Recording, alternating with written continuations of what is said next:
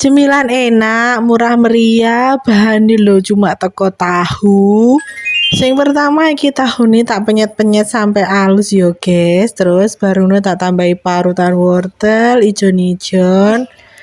Terus tak tambahi uyah, gula, ladaku, merica bubuk, terus ndoke siji.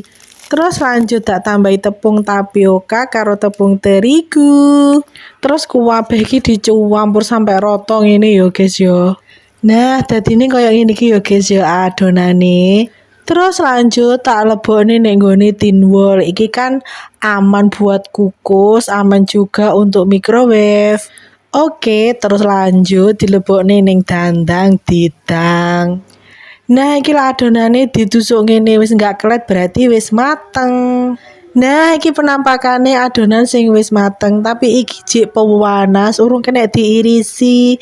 Ngenteni lek wis adem. Nah, lek wis adem baru kena diirisi ngene iki. Terus tak sunduki ngene yo, guys. Terus lanjut tak cepakne kocokan ndok bar kuwi tak celupne, terus lanjut tak goreng. Terus lanjut digoreng sampai garing yo, guys. Iki lek malih ora sah ping bolak-balik, ping pisan pindho wis. Taram, wis dadi, guys. Iki apa ya jenenge ngene iki? Sempol tahu wortel. Iki masih omek ngene enak loh, guys. Ya wis, selamat mencoba di rumah.